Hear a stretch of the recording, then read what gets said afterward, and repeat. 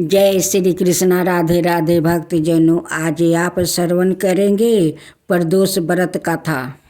विदर्भ देश में सत्यरथ नाम के एक परम शिव भक्त पराक्रमी और तेजस्वी राजा था।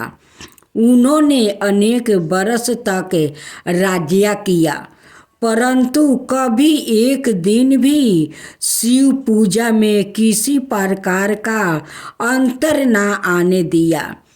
एक बार सालव देश के राजा ने कई दूसरे राजाओं को साथ लेकर विदर्भ पर आक्रमण कर दिया। 7 दिन तक घोर युद्ध होता रहा। अंत में दुर्भाग्यवश सत्यरथ को परास्त होना पड़ा। इससे दुखी होकर वो देश छोड़कर कहीं निकल गए, शत्रु नगर में घुस पड़े। रानी को जब यह गाता हुआ तो वह राजमहल से निकलकर साधन वन में प्रवेश कर गई। उस समय 9 मास का गर्भ था और वह आसन्न प्रस्ताव ही थी। अचानक एक दिन अरण्य जंगल में ही उसे एक पुत्र उत्पन्न हुआ। बच्चे को वहाँ अकेला छोड़कर वह पास के मारे पानी के लिए वन में एक सरोवर के पास गई और वहाँ एक मगर उसे निगल गया।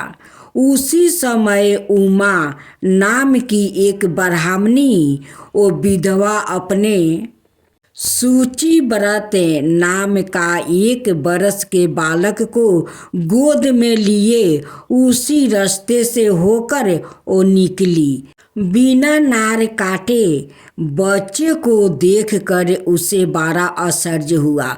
वह सोचने लगी कि यदि इस बच्चे को अपने घर ले जाऊं तो लोग मुझ पर अनेक प्रकार की वो शंका करेंगे, और यदि यही छोड़ देती हूँ तो कोई हिंसक पशु इसे खा जाएगा।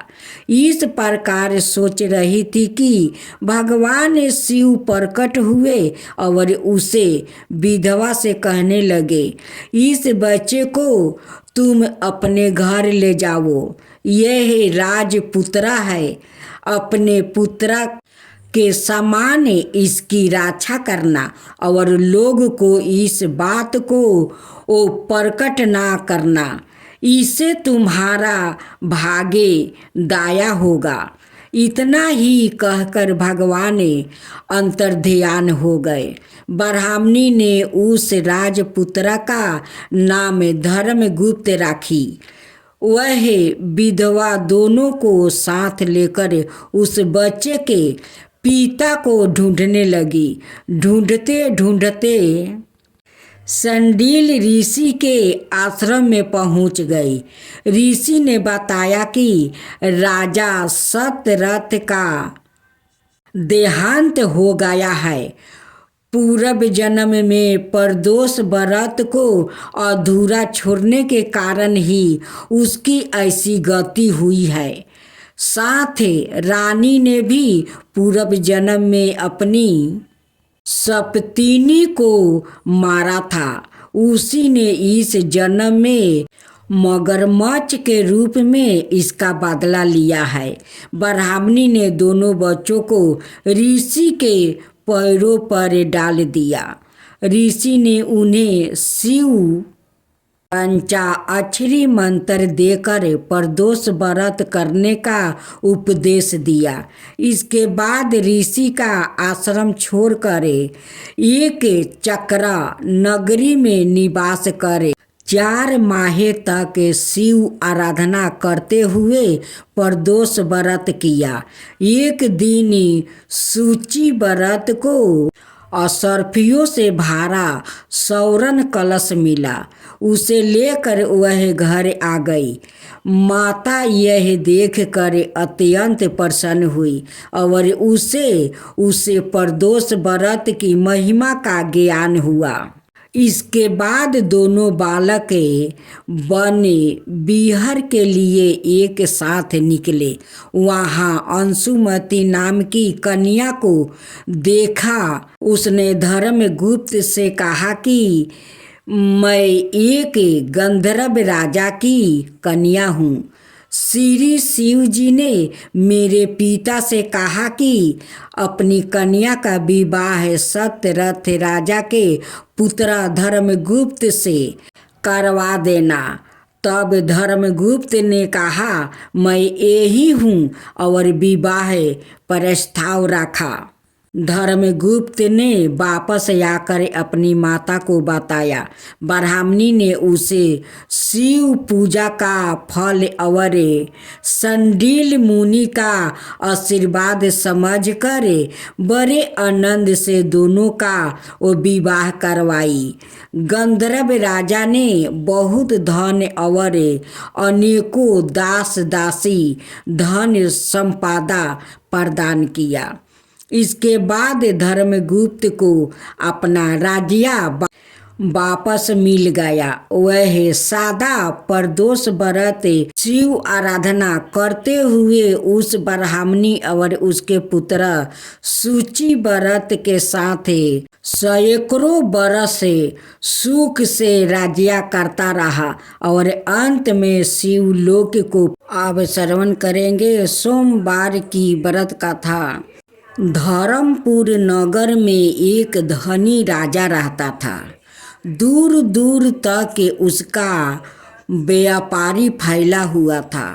नगर में उस राजा का सभी लोग बहुत मान सम्मान करते थे। इतना सब कुछ होने पर भी वो राजा अंतर मन से वो बहुत दुखी था, क्योंकि उस राजा का कोई संतान नहीं था। दिन रात उसे एक ही चिंता रहती थी। उसकी मृत्यु के बाद उसके इतने बड़े राजधानी और व्यापार संपत्ति को कौन संभालेगा। पुत्र पाने की इच्छा से वो राजा प्रति सोमवार भगवान शिव की व्रत पूजा किया करता था। संध्या काल को राजा शिव मंदिर में जाकर भगवान शिव के सामने घी का दीपक जलाया करता था। उस राजा की भक्ति देखकर एक दिन पार्वती ने भगवान शंकर से कहा, हे प्राणनाथ, यह राजा आपका सच्चा भक्त है। कितने दिनों से यह सोमवार का व्रत और पूजा नियमित कर रहा है। भगवान, आप इस राजा की मनोकामना अवश्य पूर्ण कर दीजिए। भगवान शंकर ने मुस्कुराते हुए कहा, हे पार्वती, इस संसार में सबको उसके कर्म के अनुसार फल की प्राप्ति होती है। प्राणी जैसा कर्म करते हैं उन्हें वैसा ही फल प्राप्ति होता है। इसके बाद मौजूद पार्वती जी ने मानी नहीं। उन्होंने आग्रह करते हुए कहा, नहीं प्राणनाथ जी, आपको इस राजा की इच्छा पूरी करनी पड़ेगी। यह आपका अनाय भक्त है। प्रति सोमवार आपका विधिवत व्रत वो रखता है और पूजा अर्चना के बाद आपको भोग लगाकर एक समय वो भोजन ग्रहण करता है। आपको इस पुत्र प्राप्ति का वरदान देना ही होगा। पार्वती का इतना आग्रह देखकर भगवान शंकर ने कहा, तुम्हारे आग्रह पर मैं इस राजा को पुत्र प्राप्ति का वरदान देता हूँ, लेकिन इसका पुत्र 16 वर्ष से अधिक जीवित नहीं रहेगा। उसी रात भगवान शंकर ने सपने में उस राजा को दर्शन देकर उसे पुत्र प्राप्ति का वरदान दिया और उसके पुत्र का 16 वर्ष तक जीवित रहने की बात भी बताई। भगवान के वरदान से राजा को खुश तो हुआ, लेकिन पुत्रा की अल्पयायु की चिंता ने उसे खुशी को ठुकरा दिया। राजा पहले की तरह सोमवार का विधिवत व्रत करता रहा। कुछ महीने पश्चात उसके घर अति सुंदर पुत्र उत्पन्न हुआ। पुत्र जन्म से राजा को घर में खुशियाँ भर गया। बहुत धूमधाम से पुत्र जन्म का समारोह भी मनाया गया। राजा को पुत्र जन्म की अधिक खुशी नहीं हुआ, क्योंकि उसे पुत्र की अल्पयायु के रहस्य का पता था। यह रहस्य घर में किसी को नहीं मालूम था। वृद्ध ने राजा का दरबार एक ब्राह्मण आया। ब्राह्मण ने उस पुत्र का नाम रोहन रखा। जब रोहन 16 वर्ष का हुआ तो शिक्षा के लिए उसे बनारसी भेजने का वो निश्चय हुआ। राजा ने रोहन के मामा ओ चंद्रशेखर को बुलाया और कहा कि रोहन को शिक्षा प्राप्ति करने के लिए बनारसी छोड़ाओ। रोहन अपने मामा के साथ शिक्षा प्राप्ति करने के लिए वो चल दिया।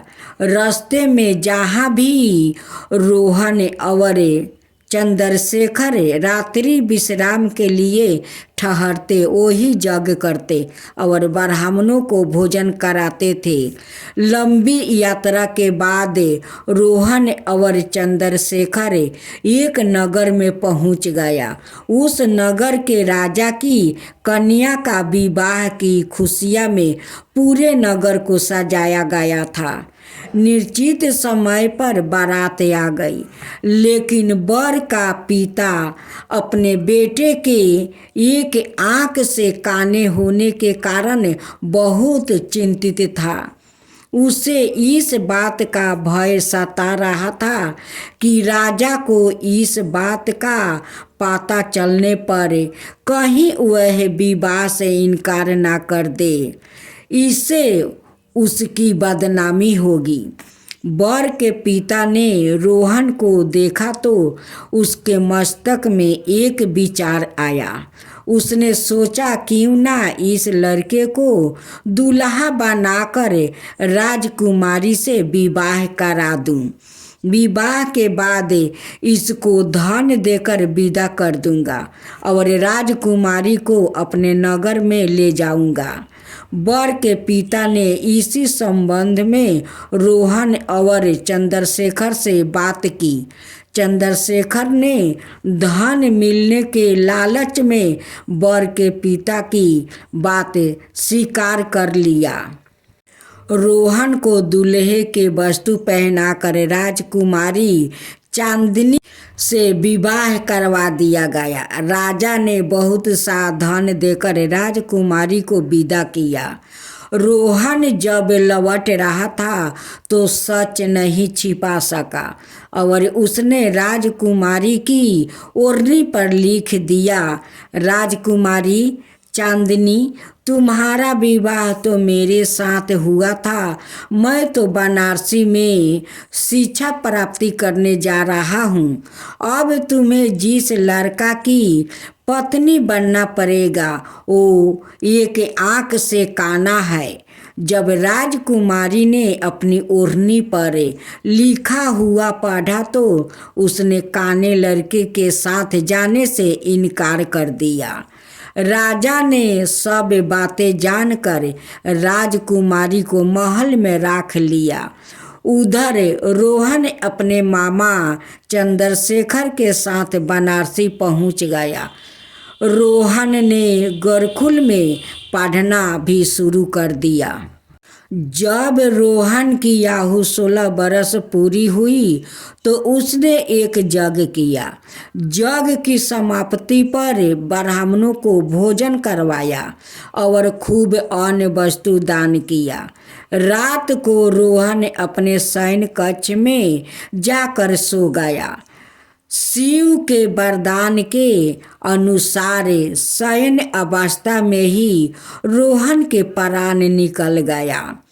सूर्योदय पर मामा रोहन को मृत्यु देखकर रोने पीटने लगा। आसपास के लोग भी इकट्ठा होकर दुख प्रकट करने लगा। मामा के रोने विलाप करने के सवारे समीप से गुजरते हुए भगवान शंकर और माता पार्वती ने भी सुनी। पार्वती जी ने भगवान से कहा, प्राणनाथ, मुझसे इसके रोने का सवार सहन नहीं हो रहा है। आप इस व्याकुल के कष्ट अबर से दूर कर दीजिए।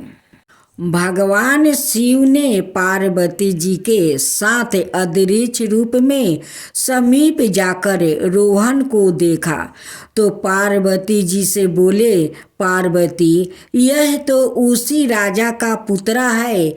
मैंने इसे 16 बरस की आहू का वरदान दिया था। इसकी आहू तो पूरी हो गई है। पार्वती जी ने फिर भगवान शंकर से निवेदन किया, हे प्राणनाथ, आप इस लड़के को जीवित करें, नहीं तो इसके माता पिता पुत्र की मृत्यु के कारण रो रो कर अपने प्राण को त्याग कर देंगे। इस लड़के का पिता तो आपका परम भक्त है। वर्षों से सोमवार का व्रत करते हुए आपको भोग लगा रहा है। पार्वती के आग्रह करने पर भगवान शंकर ने उस लड़के को जीवित होने का वरदान दिया और कुछ ही पल में वो जीवित होकर उठकर बैठ गया। शिक्षा प्राप्ति करके रोहन मामा के साथ अपने नगर की ओर चल दिया। दोनों चलते हुए उसी नगर में पहुंच गया जहां रोहन का विवाह हुआ था। उस नगर में भी रोहन ने यज्ञ का आयोजन किया। समीप से गुजरते हुए नगर के राजा ने यज्ञ का आयोजन देखा। राजा ने रोहन को तुरंत पहचान लिया। यज्ञ समाप्त होने पर राजा रोहन और उसके मामा को महल में ले गया और कुछ दिन उन्हें महल में रख कर बहुत सा धन वस्तु देकर राजकुमारी के साथ विदा कर दिया। रास्ते में सुरक्षा के लिए राजा ने बहुत सा सैनिकों को भी साथ में भेज दिया। चंद्रशेखर ने नगर में पहुंचते ही एक दूत को घर भेजकर अपने आगमन की सूचना भेजी। अपने बेटे रोहन के जीवित वापस लौटने की सूचना से राजा बहुत प्रसन्न हुआ। राजा ने अपनी पत्नी के साथ सवाए को एक कमरे में बंद कर रखा था। भूखे प्यासे रहकर राजा और उसकी रानी बेटे की प्रतीक्षा कर रहे थे। उन्होंने प्रतिज्ञा कर रखी थी कि यदि उन्हें अपने बेटे की मृत्यु का समाचार मिला तो दोनों अपने प्राण त्याग देंगे। राजा अपनी रानी और मित्रों के साथ नगर के द्वार पर पहुंच गया।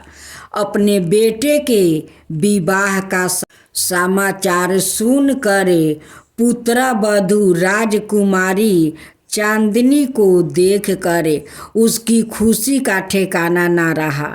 उसी रात भगवान शिव ने राजा को सपने में आकर कहा, हे राजन, मैंने आपका सोमवार के व्रत करने और व्रत कथा सुनने से प्रसन्न होकर आपको पुत्र को लंबी आयु वरदान किया है। राजा बहुत प्रसन्न हुआ। सोमवार का व्रत करने से राजा का महल में खुशियाँ लौट आया। शास्त्रों में लिखा है कि जो स्त्री पुरुष सोमवार का विधिवत व्रत करते हैं और व्रत कथा सुनते हैं, उनकी सभी इच्छाएं पूरी होती है। इसलिए सोमवार की कथा हर दिन सुननी चाहिए। भगवान शिव जी की आरती।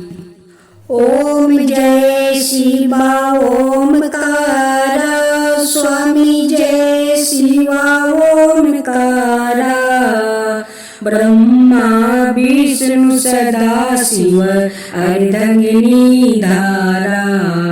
ओम जय शिवा ओमकार, एकानन चतुरानन पंचानन राजे, हंसासन गरुडासने वृषभानि साजे। ओम जय शिवा ओमकारा, दो भुज चार चतुर्भुज दस भुज अति सोहे, त्रिगुण रूप निरखिता त्रिभुवन जनि मोहे। ओम जय शिवा ओमकारा, अक्षरमाला वनमाला मुंडी माला धारी, त्रिपुरारी कंसरी करमाला धारी। ओम जय शिवा ओमकारा, सितंबर पीतंबर बगंबर अंगे, सनकादिक गरुनादिक भूतादिक संगे। ओम जय शिवा ओमकारा, करिके मध्यम कमंडली चक्र त्रिशूलधारी, सुखिकारी सुखिहारी जग पालनकारी। ओम जय शिवा ओमकारा, ब्रह्मा विष्णु सदा शिव जानते अविवेका, प्राण बचर के मध्यम तीनों यही एका।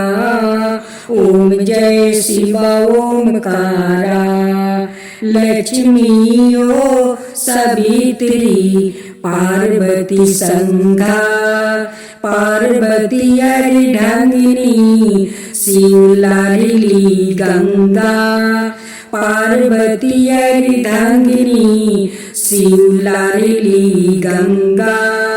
ओम जय शिवा ओमकारा, पार्वती सोहे पार्वती शंकर कैलासा, भांग धतूरा का भोजने भस्मी में बासा।